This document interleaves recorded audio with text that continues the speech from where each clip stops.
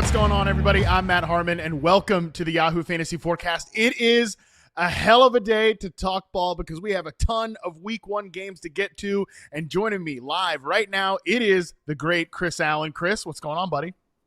And I'm still trying to soak in all this information that we've been getting over the past 4, 5, 6 hours because it's just a ton of stuff to get to, man. I just watching my Bengals barely eke out a win over the Browns. We're just watching apparently the Texans fumble away their potential at winning a game. Just so much stuff going on in Week 1, Ben. But let's try and get into as much as we can tonight. Dude, it is crazy. I'm out of shape. Like not in real life. I'm pretty just decent mental, shape in real life, but mental shape, like processing an entire Sunday's worth of information. Not to mention the 2 other games on Thursday and Friday. I'm not ready, and yet here we are to do it. It is our first ever live NFL Sunday reaction show for you, for the audience, for me. Listen, if you're listening to this on the podcast feed, nothing has changed for you all, but we are recording this in a very, very different way here on Sunday. So please try to jump right into this here. Here's how this is going to break down. Structure of the show. First segment, the games we care the most about, plus our boom and bust players of the week. Second segment, games we sort of care about. And third segment, games that should have been or could have been an email. So similar structure to the way we've done these recap shows before. But again, we're doing them live here right on Sunday. It is a very different world. So Chris, before we get into the games and recap everything we saw, let's talk through our boom and bust players of the week. We're going to award an honor and a dishonor here at the beginning of every single Sunday show. Let's start with our boom player of the week, which congratulations, Tampa Bay Buccaneers rookie wide receiver Emeka Egbuka scores 2 pretty sweet touchdowns in a win over the Atlanta Falcons. Yeah, and also just close to leading the team in targets, 6 targets for him. 67 yards and 2 tuds.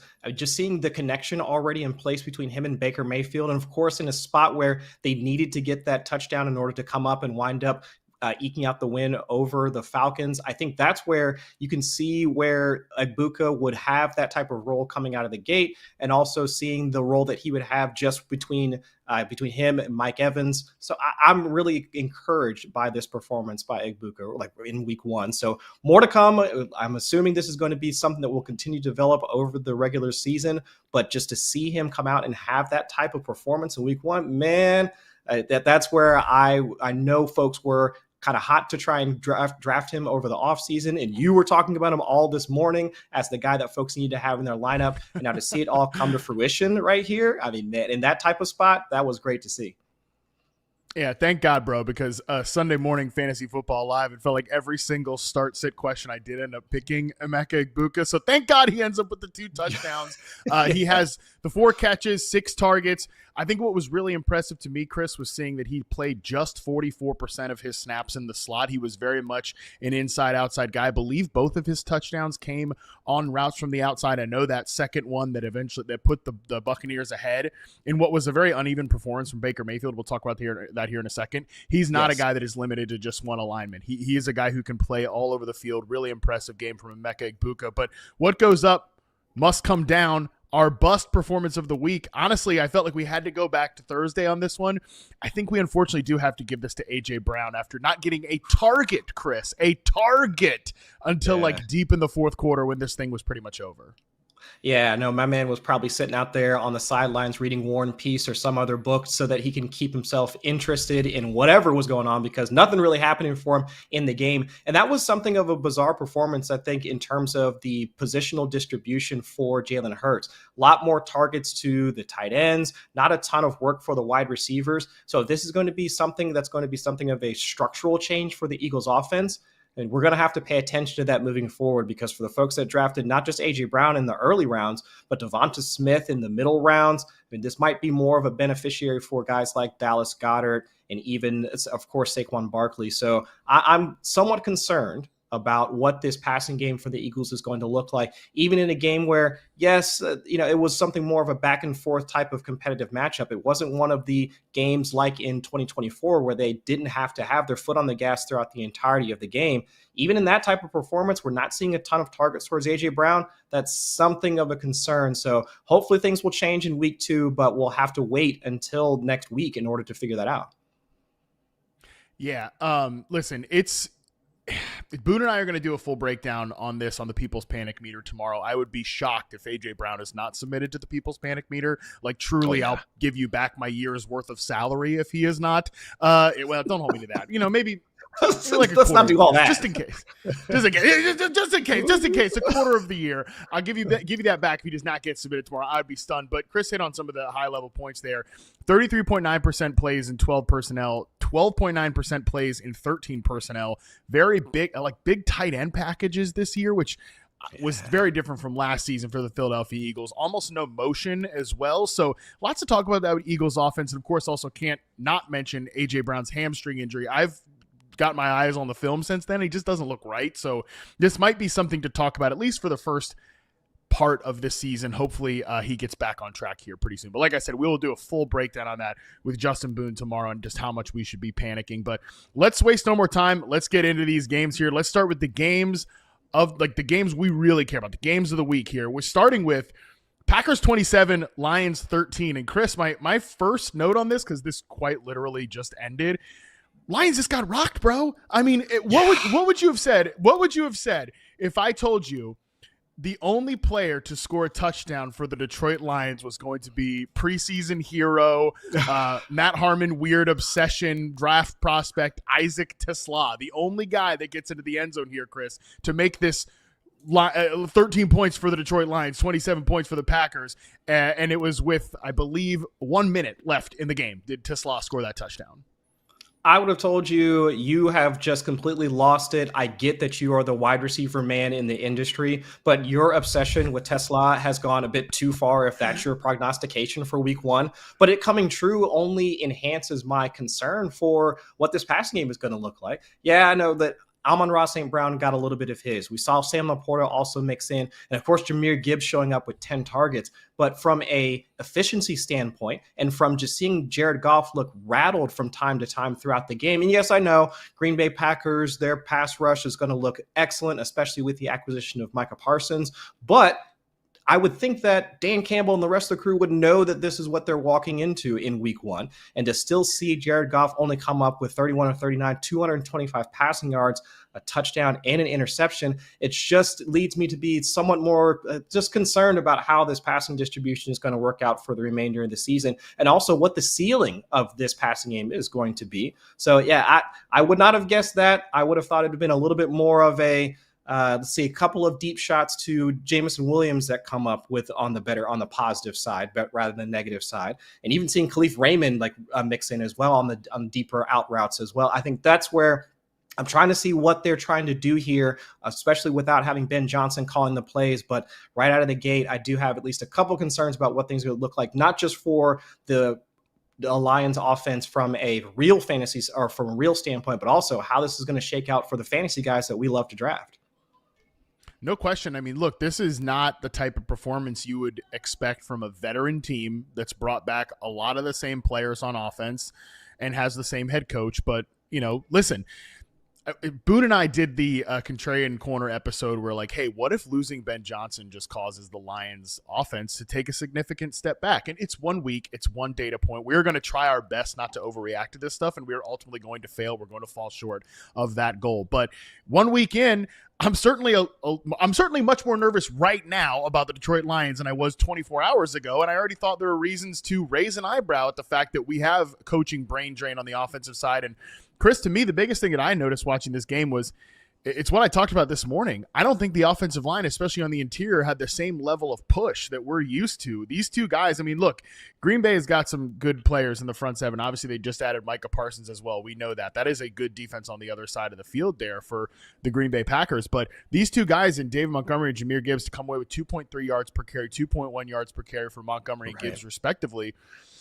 that makes me a little concerned, especially for – if you drafted Jahmyr Gibbs in the first round of your fantasy draft, you did get double-digit half PPR points in this one because he got some work in the passing game, of course. He had 10 targets in this one, which is pretty outrageous. Crazy. That's probably not going to happen on a week-to-week basis, and you certainly are going to need more rushing efficiencies. So that's on my radar from the Lions' perspective. What stood out to you watching the Packers in this game? What stood out to me from the Packers side of things was the thing that we were talking about earlier this morning about what is that passing game distribution going to be, and we learned nothing, really. Yeah, Matthew Golden, their first-round wide receiver, just 2 targets. Jayden Reed, of course, he's getting his, even though after all of the concerns about his foot injury, 5 targets. Dontavian Wicks gets a couple of targets. Romeo Doubs is getting some targets into the end zone. Almost came down with one, too, if he had jumped maybe a little bit earlier. Jordan Love had not sailed it, maybe just an inch or 2 higher for Romeo Doubs. Even Tucker Kraft getting his from 4 targets. We got nothing. Right. We didn't really learn much of anything. And especially the fact that Jordan Love only attempted 22 passes. What can we take away from this from a fantasy standpoint? What's the actionable thing that fantasy managers should be doing right now? For folks that drafted Matthew Golden, you're probably holding on to him. Tucker Kraft managers, you're probably happy with what you got. And Jayden Reed managers, if you had him on your roster, but you were unsure of how things were going to shake out about the foot injury, probably holding on to him as well. But everybody else, it's like, what are you happy about, or what's the level of confidence that you would even have for any one of these wide receivers going into week 2, especially if this defense is going to be so tough that they're not going to need to pass as often. If Jordan Love is really only going to have 20 to 25 pass attempts per game, if this really is just going to be the Josh Jacobs show from here on out because they're not going to have to pass as often, it might be tough sledding from a fantasy standpoint for all the pass catchers involved. I think we do tend to overreact to these, like, and to me, this was a blowout. Like, the Packers were in control of this one. I know the score is not like outrageous or anything. It's not like but they had Colts blowing out the Dolphins, which we'll talk about in the next segment here. The Packers were in control. The Packers were in control of this one throughout. Like, and to me, we didn't get any test to my theory that this team wants to lean on the pass a little bit more. They don't want to be as run heavy in neutral situations because they weren't really in neutral situations very often in this game. They were just able to lean on Josh Jacobs. But I think the big takeaway in the passing game is, for now, this still looks like a rotation in the receiver room. You know, the only guy who runs a route on more than 80% of the dropbacks, shoot more than 75% of the dropbacks in this game, is Tucker Kraft, which is what it was last year for the most part. Like, he was the guy who participated in the most snaps. Like, he looks like a guy that you can lock into your tight end 1 spot, set it and forget it. But it does not look like that is the case with the rest of the wide receivers. And Chris, I will say, like, if Jayden Reed has a, barely functional foot or whatever the reports were coming into this game, didn't really notice when he was on the field. I mean, he was only on the field for 52% of the snaps, but he sure looked pretty damn good when he was getting the football there. Yeah. And that's where I'm saying that it's just, how are we going to look at it for week 2? I mean, their matchup for week 2 doesn't seem like it's going to be anything, like I would say, totally different or completely shifting in terms of how we're going to view this passing attack. So I'm still looking at it as we're probably going to be projecting this fairly similar to what we saw for this week. Mm-hmm. So it's just, that's my general concern. Now, of course, things are going to change. I mean, them going against Washington, maybe it's going to be a little bit more pass happy. Let's see but after Jaden Daniels going against the Giants this week, let's see if they're going to have to do a bit more from a passing standpoint for the Packers. So that's my concern. But yeah, that wide receiver rotation is going to be something we're going to have to worry about probably week in and week out. Yeah, I think that one thing that might surprise people is the Dontavian Wicks activity in this one. He was active early. He only had 2 for 30, but he did catch both of his targets. So progress for Dontavian. Yeah. He caught both of his targets, but he was on the field for 43.5% of the routes, and Matthew Golden was only at 56.5%. I think most people were projecting Matthew Golden, myself included, to just like completely lead the way here and dust these other reserve players. That did not happen. Jayden Reed was active in this game, and it looks like even if he's just a part-time player, he's going to try to gut through this. Like, he's too good to completely phase out of the offense. So I'm definitely coming out of this game, even though, like I said, I don't want to overreact to what was ultimately a one-sided affair here. We'll get a lot more data when they do go against the Commanders in week 2, but I am a little bit more maybe tepid on the Matthew Golden stuff coming out of this game than some of these other rookie wide receivers like we just talked about with Emeka Egbuka. But let's move to our second game here, Chris, and this was not one I expected to make the games we really care about, and that is Steelers 34, Jets 32. We learned a ton in this game, Chris Allen, starting with when Aaron Rodgers is protected, he can absolutely still sling it. And he was really worked up and motivated to win this game. I believe we have a soundbite to play of Rodgers talking about this post. I spoke about the meeting with Aaron Glenn on McAfee a few months ago. beating him? Is there significance in that, since he basically told you to your face that he didn't think you were right for that team? Yes, that's what he did. So there's significance in beating him for you? I was happy to beat everybody associated with the Jets. You spoke about. So yeah, Rodgers was he was hyped up to stick it to his old team, and certainly I think he took the Aaron Glenn stuff personally. If we know anything about Rodgers, he takes pretty much everything personally, no matter what he says. So I believe that, and we'll see how motivated he is to win the rest of these games. But he was really jacked up for this one, and I thought again when he was protected, he played really well. 4 touchdowns in total. He was 8 of 10 on play action passes for 71 yards and 3 of those 4 touchdowns, Chris. And we know that if you're going to be an Arthur Smith quarterback, you've got to let it rip on play action. And again, credit to Rodgers. When he was protected, he absolutely did. And some of those footballs, I'm not going to say they were vintage Aaron Rodgers, Chris, but I mean, there were some pretty throws in this game.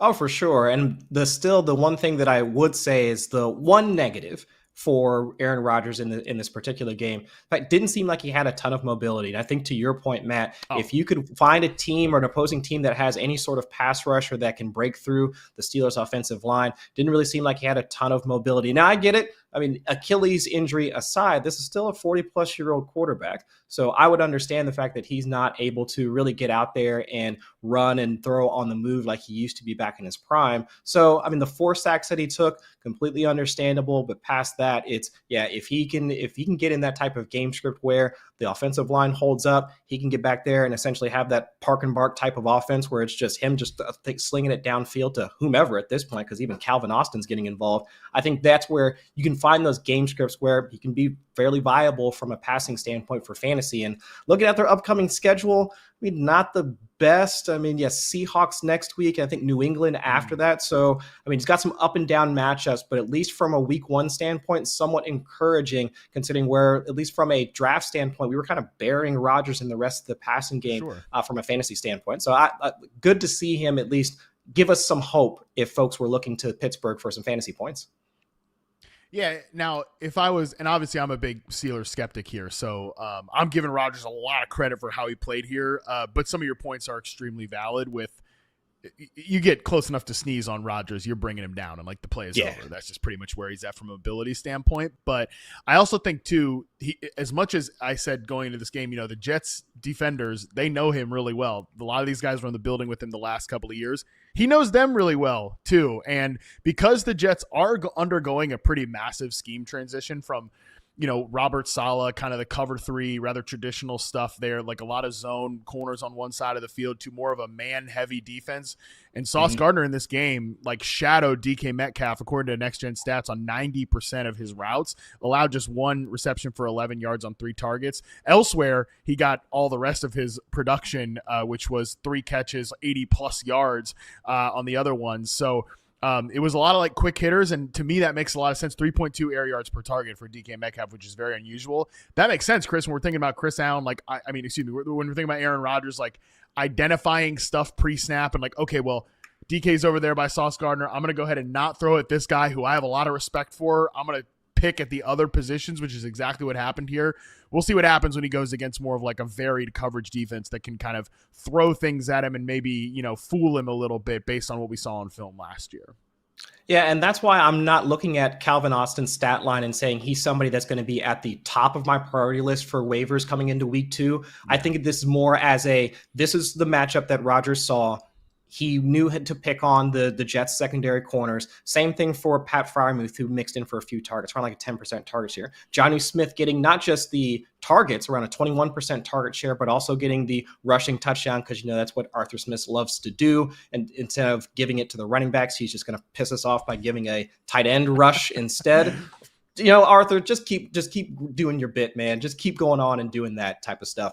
But still, I would say that looking at how things shook out from a target share standpoint, I'm looking at it more as this is what Rodgers wanted to do. He saw the defensive matchup. And unless I'm in a deeper league, most of those guys are still going to stay on the waiver wire for me. But at least they're on my radar as of right now versus guys that I'm rushing out to spend either a bunch of fab money on or putting him at the top of my waiver priority list for week 2.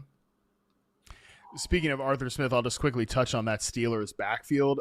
If you drafted Caleb Johnson, you're coming out of this game not feeling very good. He's pretty much unplayable right now, and he was only starting about 13% of Yahoo leagues, so not somebody that people were rushing out there for. But Caleb Johnson, rookie running back, only touched the ball once, played just 5.3% of the snaps. That is because I joked about this during the game, Chris, but Kenneth Gainwell was born to play the bigger role than expected role in Arthur Smith's offense. Like, just a guy that multiple coaching staffs in Philadelphia were like, we got to find a way to get Kenny Gainwell on the field. Doesn't matter who else they had. They were trying to get him out there for something.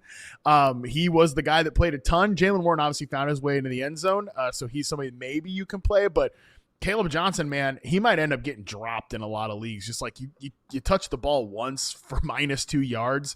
People are not going to be happy about that. I don't know. What is your kind of just quick reaction to this Steelers running back room?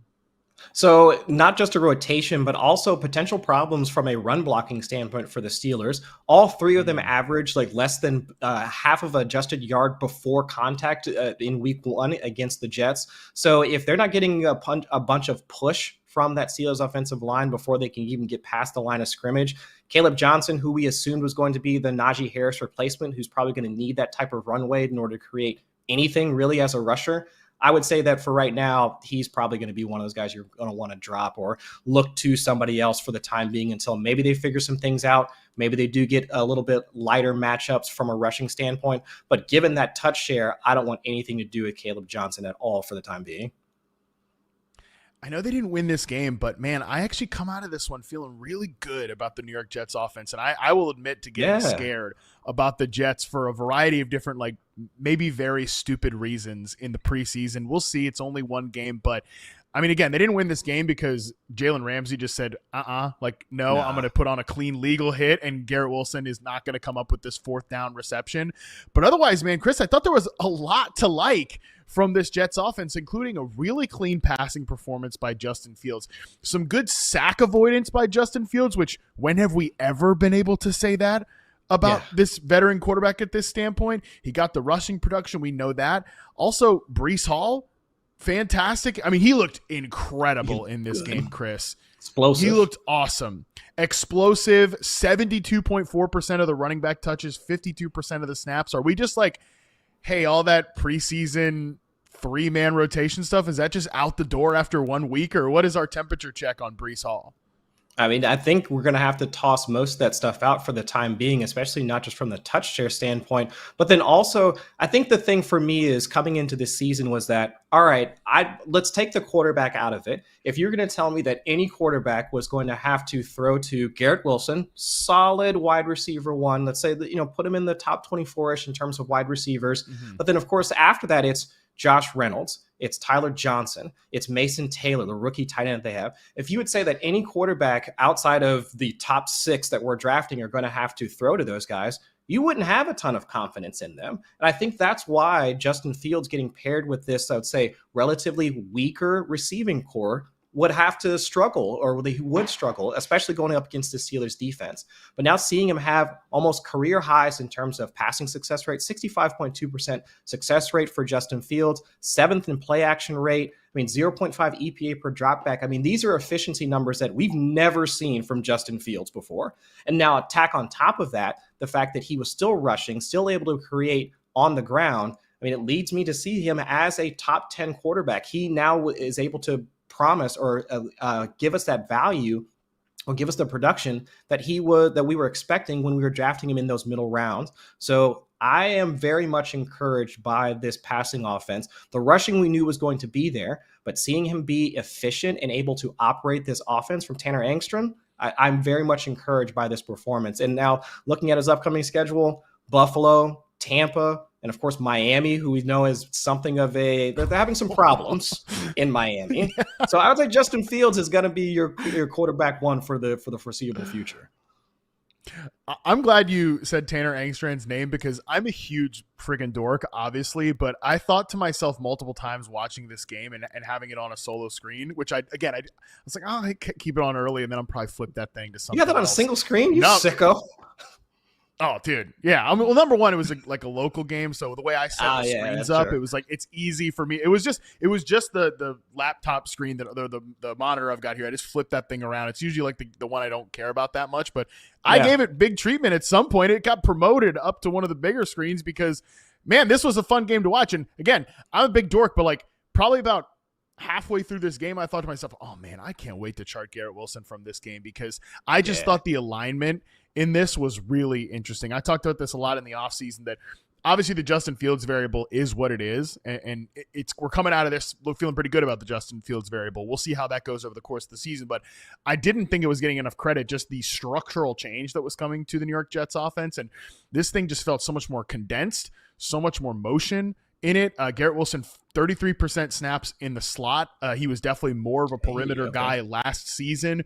43% target share for Garrett Wilson. Like, that's the stuff that people were dreaming of if they were taking him in the 3rd round of best ball drafts, 4th round of redraft managed leagues. So again, I really liked the way that this offense felt, it looked, and that is making me a little bit more bullish on Garrett Wilson going forward because I think he is like a top 15 talent at the wide receiver position. And if he's going to get this type of funnel usage in a much better designed offense than what was going on the last 2 years, I'm a lot more optimistic right now on Garrett Wilson than I probably was coming into it. We've got one more game here to talk through in the games that we care about most, and that was one of the most NFC South games that you will ever see. Buccaneers 23, Falcons 20. I don't quite – I kind of actually want to talk about the Falcons first. I know the Bucs won this game, but – man, the Falcons were wild. I mean, the final touchdown that they got there, which was a Penix scramble, they had to work hard for that touchdown, man. It was a weird sequence down there.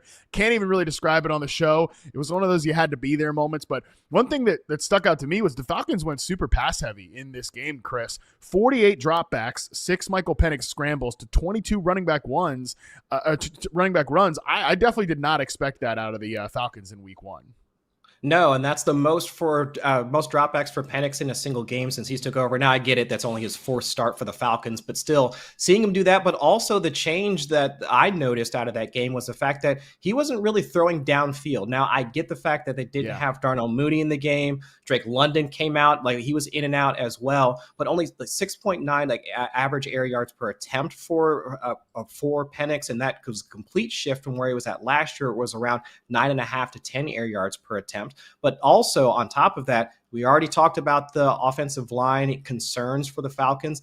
Only 1 sack. I mean, that's really interesting for a guy that is more or less a pocket passer, seeing him be able to mitigate pressure either by getting the ball out faster or the scrambling and the rushing portion for it, like that he added to his game or he has to his game. I was really encouraged by at least that type of performance where he knows how to feel out the pocket and be able to get rid of the ball on time and to his receivers. And yet, didn't have Darnell Mooney. Drake London got banged up. He's really working with Ray McLeod, Casey Washington, and of course Kyle Pitts doing his thing, which I called on this show maybe just a few weeks ago saying he was going to be pretty solid pass catcher to pick up. Just throwing it out there. I'm just saying, but still, I think that's where it was really encouraging to see Penix able to at least get through this game, showing that he is the franchise quarterback that the Falcons really needed to have.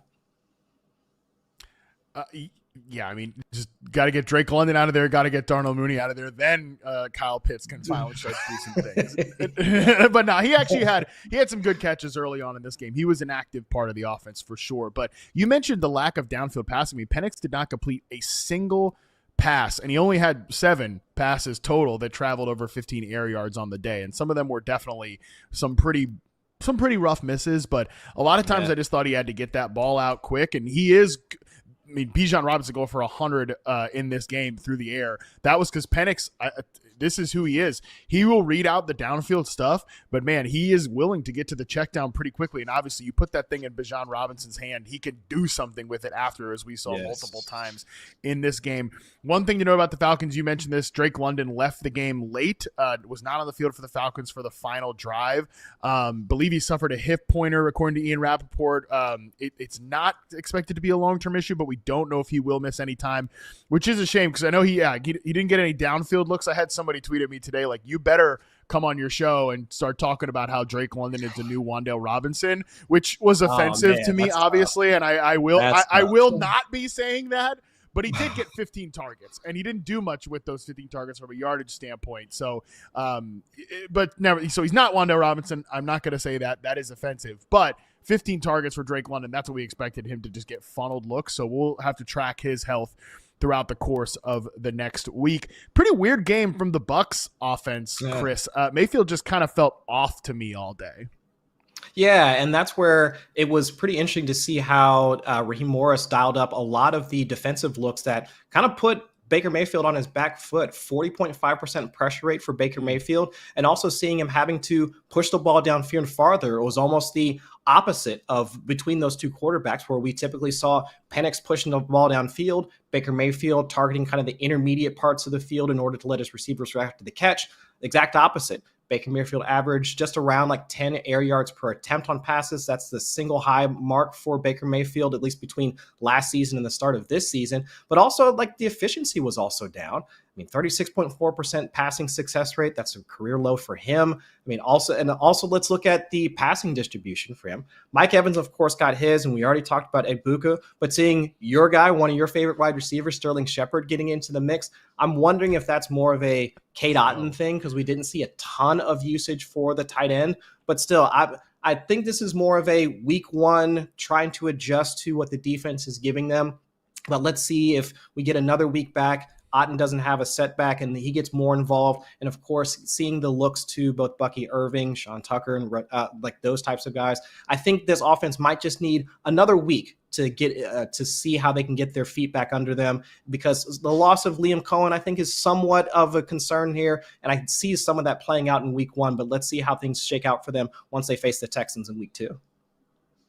Yeah, I think Tristan Wirf's absence was felt in this one, because you mentioned they threw a lot of blitzes at Baker Mayfield, and they threw a lot of like man coverage on the back of those blitzes, at least from what I could tell on the broadcast, which isn't perfect, but still, to me, that was a difference, because usually it's a lot of those like soft blitz looks on the back there for Atlanta. So that was definitely a different look for me, and obviously it's a new defensive coordinator coming in there with Jeff Ulbrich, but not the type of defense necessarily I thought we'd get from Atlanta, and maybe that fooled the Bucs a little bit too, but you certainly felt the absence of Tristan Wirfs. And I think Baker's a good quarterback. He has turned around his career, there's no question, but if you could put heat on him, he's going to make some mistakes. And you mentioned Cade Otton. There was a wide open miss to Cade Otton down the field. There was a few other just like brutal misses from Baker Mayfield. Ultimately does not have a great completion percentage in this game. He completes 53% of his passes, and I think some of those mistakes were on him, but still 3 touchdowns you get out of Baker Mayfield in this one. If you played him in fantasy, you love the 39 yards as a scrambler as well. But definitely the offensive line and just maybe some of the small steps back without having Liam Cohen are on my radar, both from a run and pass game in this one. But it was a really fun game, and certainly Emeka Egbuka coming out of there, I think, establishing himself as like a must-start player in fantasy. Like, I've got friends texting me like, I'm benching Nico Collins for Emeka Egbuka next week, which, you know, look, yeah, but hey, man, I mean, listen, the guy scores 2 touchdowns, people are going to say it. I'm not gonna come out and be like ranking Emeka Egbuka over Nico Collins next week necessarily, but I do think like this guy he's in an awesome role in an awesome offense, and he is a great player. I mean, some of those just like subtle breaks on the deep in-breaking routes, or like just the subtle shifts at the break point of those in-breaking routes, man, that's exactly what I thought he'd be as a pro, the exact role I thought he'd play. So definitely a good like check box. Is there like what's the range you think weekly rankings next week for Emeka Egbuka? I would say probably around like top 20. I would say like in that like 18 to 22-ish, like somewhere around there. That's where I'm guessing folks are going to have him for next week. I think that makes a ton of sense. All right, that does it for the games we care most about. Now, let's get into the games we sort of care about here, Chris. Starting with 49ers 17, Seahawks 13. What we learned from this one, not the best Brock Purdy game by any means. He threw up some ducks, at some interceptable passes, but CMC and Ricky Pearsall still hit. Ricky Pearsall got over 100 yards. Christian McCaffrey got over 100 yards. 71% of the running back touches after all the, hand wringing that we had and everything. The 2 guys out there that played the full game, we'll get to the injuries for a second. Those guys still got there, even if, like I said, definitely a shaky game from Brock Purdy against that very good Seahawks defense. Yeah, and I think that was part of the concern for Purdy coming into this game is that it's not just the loss of his pass catchers like during the game itself. We'll talk about like George Kittle and, of course, Juwan Jennings like coming up lame as well. But it's just the defensive front and the secondary for Seattle. And we knew that there was going to be something of a tough out for a couple of their pass catchers. So he would need to rely on a guy like CMC and also Ricky Pearsall on the interior. So seeing though that type of connection still being strong, and of course, Christian McCaffrey getting through the entire game without any sort of setback. I didn't see too many tweets or anything along those lines of CMC headed to the blue tent, which any tweet involving blue tent is probably the worst thing that you want to hear on Thursdays, Sundays, or Mondays. But still, we didn't see or hear anything about that for CMC. And of course, with Ricky Pearsall, having him shine as I'd say for right now, their wide receiver one until we hear more about Jennings. I think those are the types of things that you would want to hear, you'd want to see from a development standpoint for a guy like Pearsall. But let's give another week.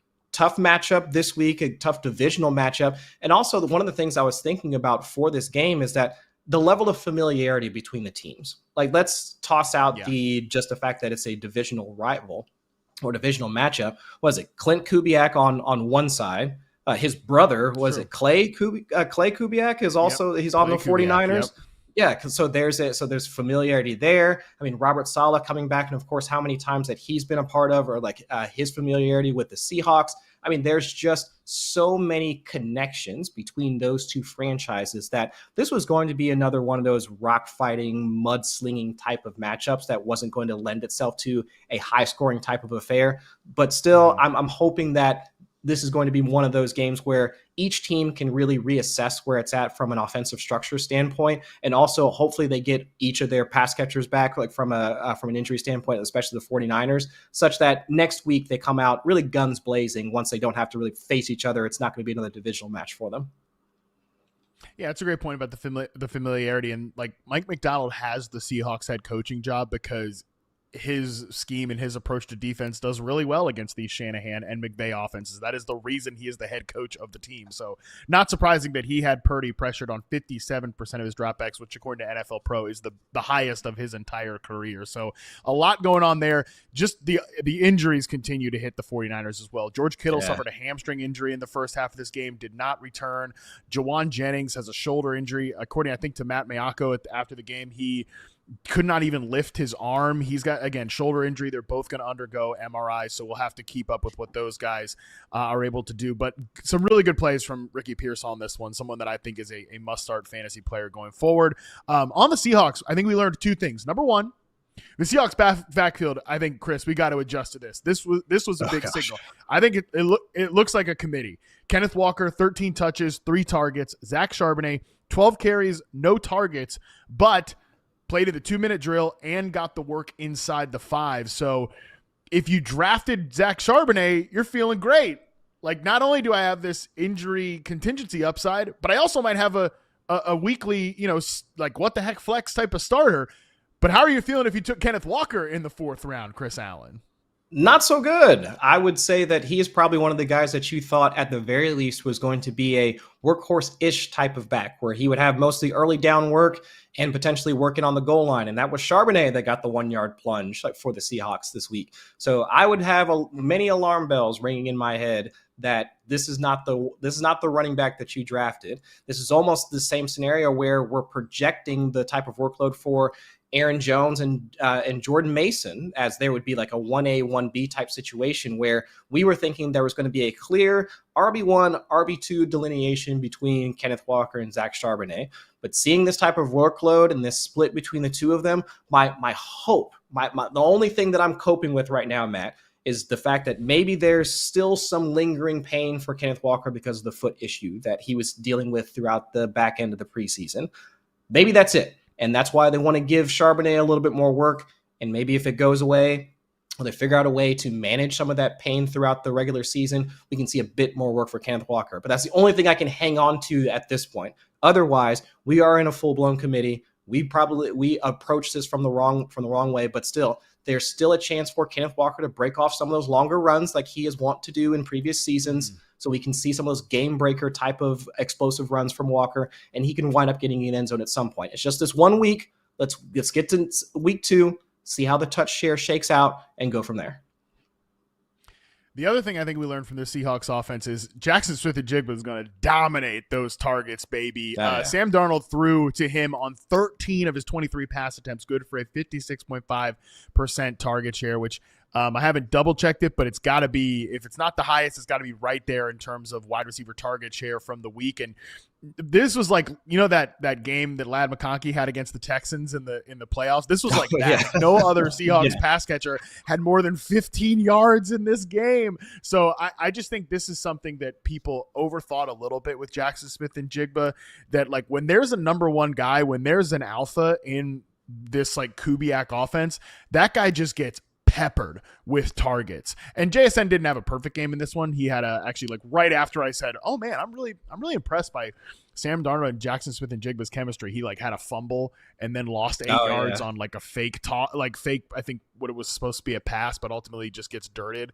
So again, not a perfect day for Jackson Smith-Njigba, but that like usage in the pass game, big stock up for him coming out of that one. Not so stock up for the next team we're going to talk about here. Colts 33, Dolphins 8.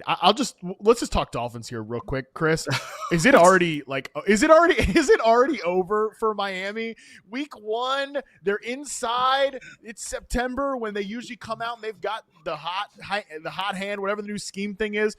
We're not even an hour into this game, and Tyreek Hill is already like, there's already a shot of him pissed on the sideline, trying to not crash out. Is it already over for the Miami Dolphins, Chris Allen? If Zach Wilson has to play in your week 1 game, it's probably not good, right? If your backup quarterback has to be featured in your week 1 game, it's not good. That's the simple way to look at it, right? Because if we thought going into this game that it was going to be the high-flying Tua offense is going to be back, we're going to see this concentrated offense between, it's going to be Tyreek, it's going to be Waddle, it's going to be Devon Achane. We didn't even get that. We saw, what was it, after Jalen Waddle caught his first or second catch, he came up with a wrist injury. But, of course, he came back into the game. And then after that, it was Tanner Connor's getting involved. Malik Washington is getting involved. Nick Westbrook-Akina is getting targets. We didn't even get the concentrated targets that we were expecting out of this. No. And then on top of all that, Tua has 2 interceptions and a strip sack.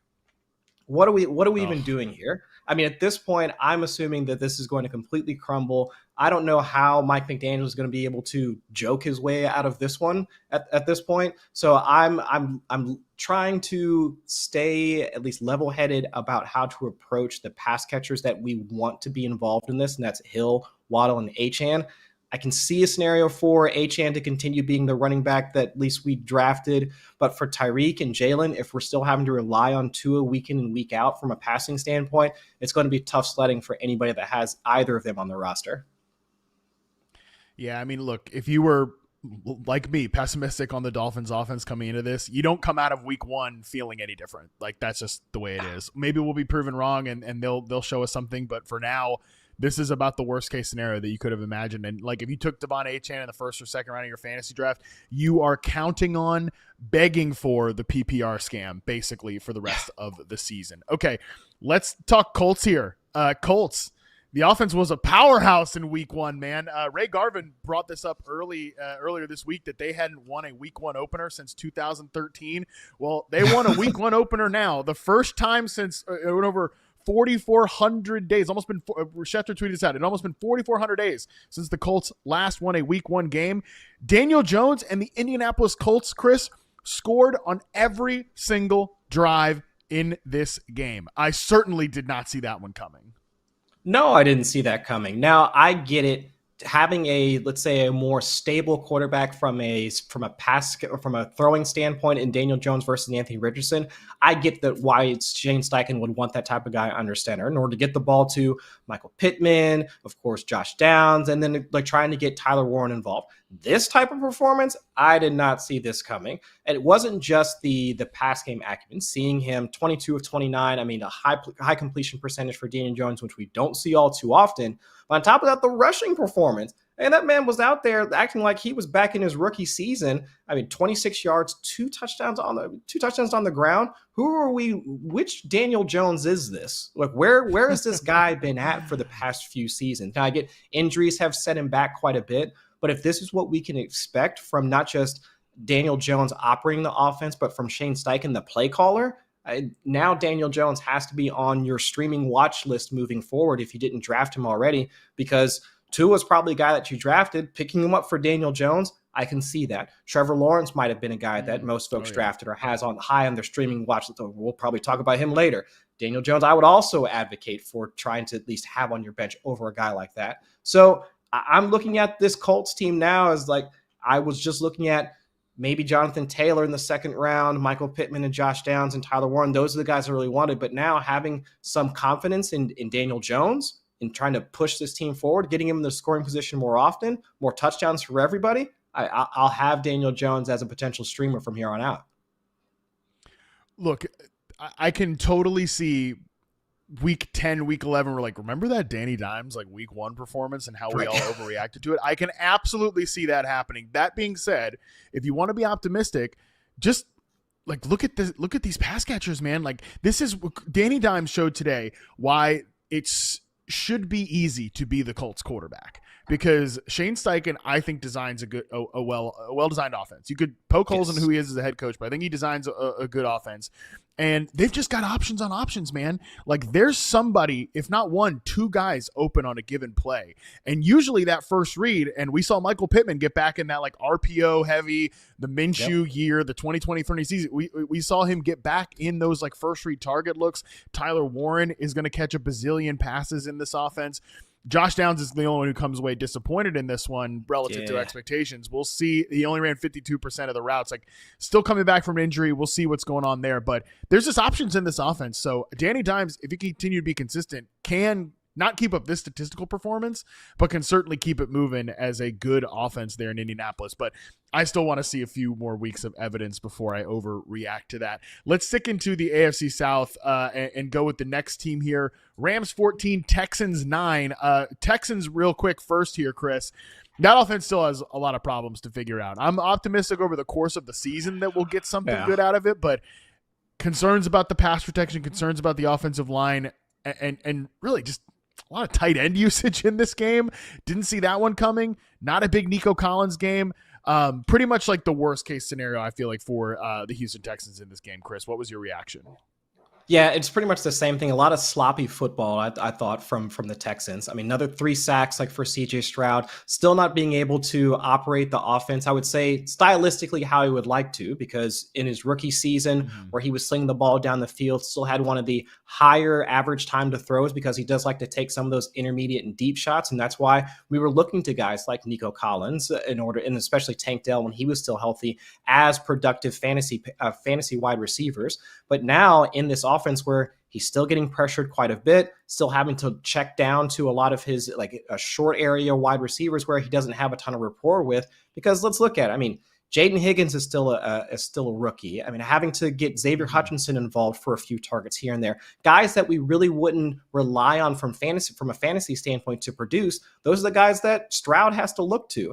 And to your point, seeing like Cade Stover and like all the rest of those guys getting involved, that's where it seems like they still have quite a bit to figure out, not just from the pass catching standpoint, but also can they actually protect CJ Stroud long enough for him to get in rhythm with Nico Collins and all the rest of those guys. So I do have some general concerns about what this passing offense is going to look like in the future. And without seeing any real sort of push, let's say, from the running back standpoint. Yeah, it was good to see Nick Chubb get up to about 60 yards or so from a running back standpoint. But outside of that, it's how much our defense is really going to account for from the run game in order to allow Stroud to really operate as the quarterback that we want him to be. So I do have some general concerns about not just Stroud, but also Collins. And then, of course, like any of the other wide receivers that folks have been drafting. It was always going to be a tough game against that Rams front, but CJ Stroud was pressured on 41.2% of his dropbacks, according to NFL Pro, which is his 14th game facing a pressure rate higher than 40% since he entered the league in 2023, which is tied for the most games in that span in the NFL. So that's still an issue to watch here, as kind of expected. On the Rams side of things, pretty much the guys that got the ball we'd expect. You know, Kyron Williams did his Kyron Williams thing, 18 carries, sub 4 yards per attempt, but hey, found the end zone. No, like, oh boy, is it going to be Blake Corum or Jarquez Hunter? No, it's still just Kyron Williams. And then in the passing game, it's Puka Nacua with 11 targets. It's Devontae Adams with 8 targets and a bunch of other dudes in their orbit. Can we just all talk with Puka Nacua and just like sit him down and be like, dude, you don't have to sacrifice your body on every target that you get. Can we have that conversation with him? But it's what makes him great. But it's I what know. makes him great. How many blue tent tweets did we get regarding Puka Nacua today, man? That's bleeding the part out of his eye, Chris Allen. He was bleeding out of his eye. Yeah, I don't necessarily want my number one wide receiver bleeding from their eye in a game.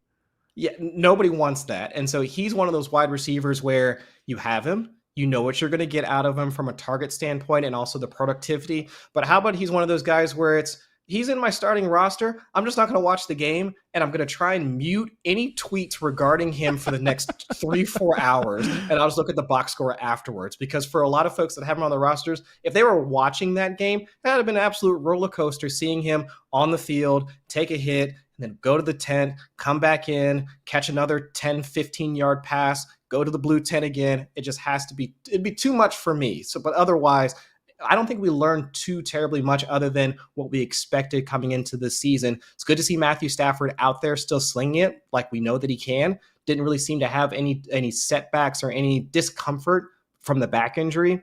So all that to say, this Rams offense is still primed to compete in the NFC. So I'm looking to Stafford and the rest of his pass catchers to still carry my fantasy team throughout the regular season. All right, let's get to Bengals 17, Browns 16. Chris, if the people don't know this yet, you are a Bengals fan. If you're watching us on YouTube right now, thanks for watching. Subscribe, like, do all the things, leave the comments. But you can see the Bengals hats in the background for Chris Allen. So I'm just going to let you take this. Give us the state of the state on the Bengals, and I'll talk Browns here after that. So I'll give folks a peek behind the curtain. When we were putting together the show sheet for today, I put the Bengals-Browns as the game that forced me to drink like shortly afterwards. Yes, we won 17-16. We got it. We got the whole the start fast. We pulled the win out in Cleveland and all of that. I don't need this. Okay. I don't need just 23 dropbacks from Joe Burrow. Okay. I don't need only 4 to 5 targets between T. Higgins and Chase Brown. Seeing all the rest of Gesicki, Noah Fant, and of course Chase Brown getting involved with Jamar Chase, rather not seeing all that involvement from the 2 pass catchers that we were drafting in the first, second, or third round. I wanted to see more out of that offense as a whole, but of course Myles Garrett, absolute game wrecker, still back-to-back sacks when they really needed in order to push the ball down the field and actually have a drive to put the game away. Couldn't do that. So all that to say, it was good to see Chase Brown really excel as the RB1 in the first half. Of course, nothing really happened in the second half from the running game, especially when they needed it. But from a volume standpoint, everything that we wanted from Chase Brown from a volume standpoint is come to fruition. I would say the only concern would be from a pass catching standpoint, the amount of distribution that we got out of Joe Burrow. But let's see how things shake out in week 2 and beyond. I'm not expecting them to really roll out these continued tight end packages. They might, but not as frequently as they did, because not every defense they're going to face is going to have a Myles Garrett sitting in front of them. But I think that's my only concern. But still, good to see a win. But man, just like we were talking about with the Puka Nacua thing, maybe I just won't watch these games moving forward, because this is going to be too much for me to watch on a week in, week out basis. Brother, just don't watch them in September, man. Have you not learned your lesson now at this point? I mean, I know I should know better than to do this to myself. If I'm not a Bengals fan, but if I was like you, I would be.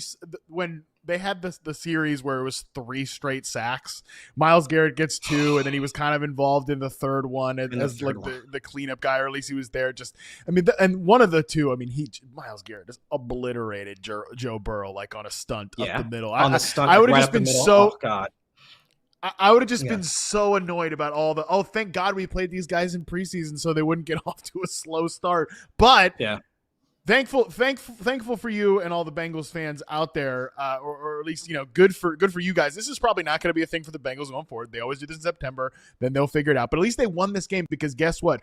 As much as the Bengals wanted to lose this game, the Browns kicker and the Browns pass catchers wanted to lose it even more for Joe Flacco. Missed field goal, missed extra point. Ultimately, is why this is a 16-17 loss by the Browns. I will say. And again, I did curse him, but Cedric Tillman had a really nice game in this one. Like I said, man, when Tillman and Jeudy are out there together, the production is not that far apart. 8 targets, 5 catches for Jeudy, 8 targets, 5 catches for Cedric Tillman. He gets in the end zone. Now, again, he was one of the guys that quite literally just like dropped the football and threw it to a Bengals defender. So I'm sure Joe Flacco, who, was Joe Flacco in this game, he did push it downfield. He made some nice throws.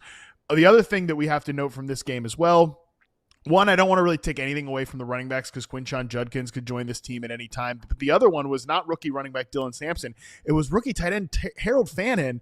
9 targets, 7 catches, 63 yards, and the Browns were in 12 personnel on over 50% of their passes. 50% of their offensive plays in total. I've been talking about like the Raiders and the Bears as 12 personnel. I might have forgotten that the Browns might lead the league in 12 personnel this year. So definitely something to keep an eye on there. And I think Harold Fannin is a guy that could potentially end up being a streamer. Now, of course, this is the Bengals defense, so it was a good matchup. The Bengals defense is not good. We'll see what the Browns can do against more competitive teams starting the next couple of weeks here. But final game in this segment here, Chris, and I only stuck this game in here. It probably could have been an email, but I saw so much of it, so we don't have to talk too much about it. But Cardinals 20, Saints 13. I will say from the Cardinals offensive perspective, it was pretty much kind of the same old there, but I thought we did see some different Marvin Harrison Jr. usage here.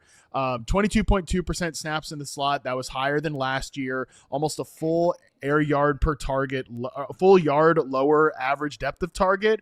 He got a pass behind the line of scrimmage as he was lined up off the ball. He was in motion a little bit more. Man, he had that one like slant that if Murray had put it on, or excuse me, deep post if Murray had put it on him, he would have ran that thing all the way to the end zone. That was sad. But again, the touchdown was just a short in-breaker. Like that's the stuff he needs. So I do come out of this game feeling like Marvin Harrison Jr., it's only 6 targets and 5 catches, but I think positive for him and some of the players in the Cardinals offense.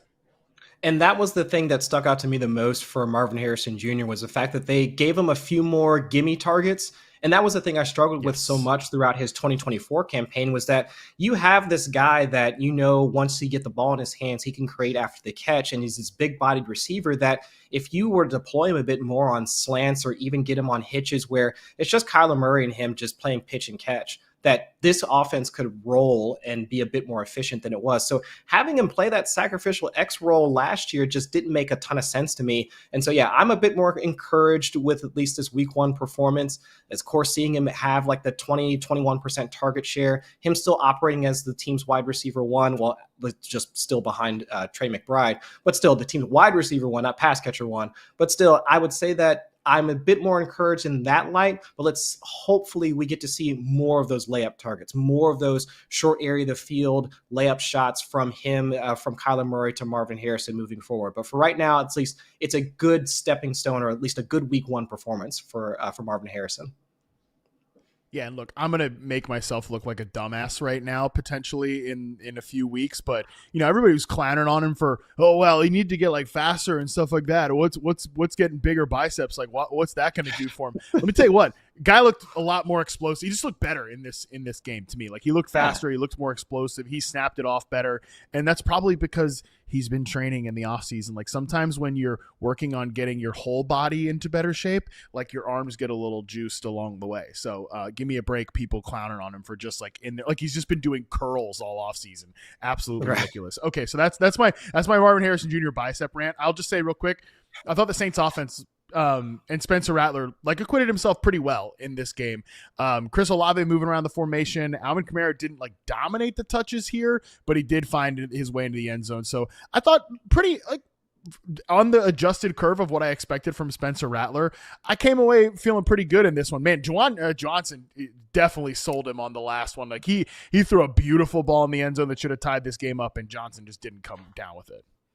Yeah, I would say that 46 pass attempts for Spencer Rattler in week 1, that's a choice for Kellen Moore to come out there having Spencer Rattler. Say it with your chest if you really want Spencer Rattler out there slinging the ball that often. Now, of course, we did have Chris Olave get hurt throughout the game. It was a chest injury. I don't think he got evaluated for it. Yeah. So that's something to monitor moving forward. But yeah, I would say Spencer Rattler, he doesn't make the list of potential quarterback streamers moving forward, but at the very least from a volume standpoint, he's still able to feed Chris Olave, still getting some shots down to Rashid Shaheed. And of course, Juwan Johnson. That's the other one that I'm thinking that he could be a tight end that you would at least maybe stash if any of the other guys that you picked up didn't really pan out for you in week one. Let's see how everything else shakes out for the rest of the tight ends. But Juwan Johnson, 8 targets. 8.1 air yards per target. So still working in that short to intermediate area of the field. I would say from a fantasy standpoint, he would be the guy that you might want on your roster just to get some of those gimme targets, especially if Spencer Rattler is going to be dropping back close to 50 times a game. Like you said, that was certainly a choice. But that is going to do it for the games we sort of care about. Now let's get into the games that could have been an email, and we're going to rapid fire these ones. Just one statement from each of us here on these games, Chris Allen. I'll throw it to you first. Broncos 20, Titans 12.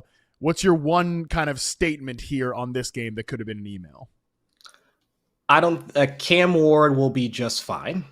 I think that's where I'm at. It wasn't the greatest, but I think going up against that defense, I think he'll be just fine and better days ahead for the Titans passing game. I totally co-sign that. I'm like, you can CC me on that email. I'm with you on that one. I do think better. This was a predictable result for the Tennessee Titans and their rookie quarterback. Not so predictable of a result from the Broncos' second-year quarterback.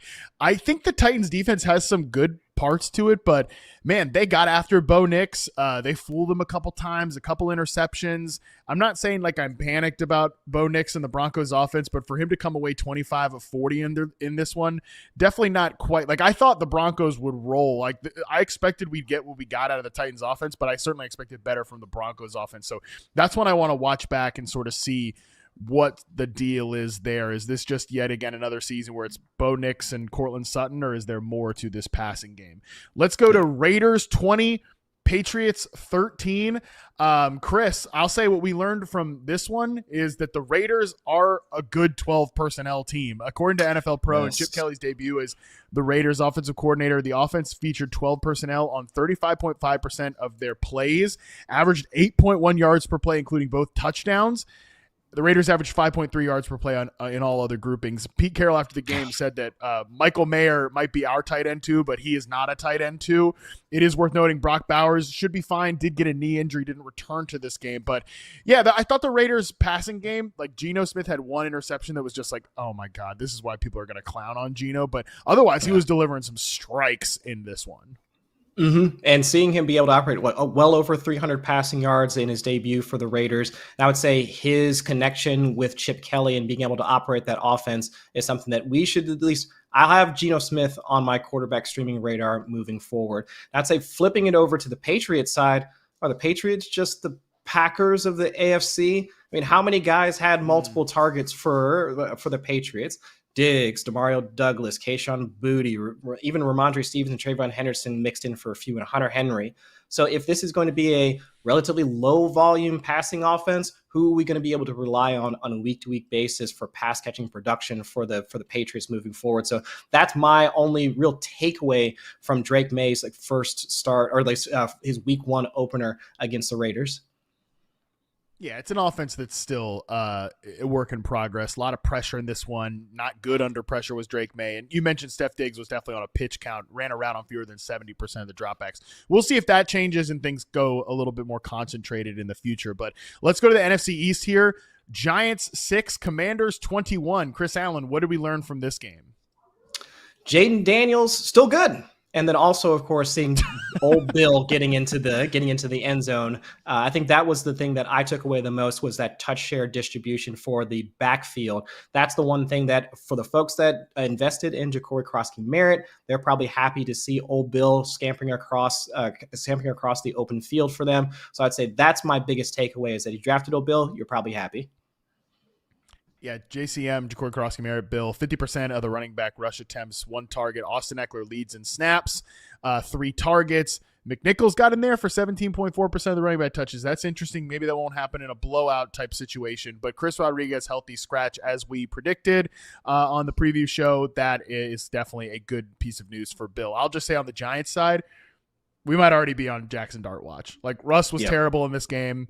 Obviously not having Andrew Thomas is a problem, but Russ was terrible in this game.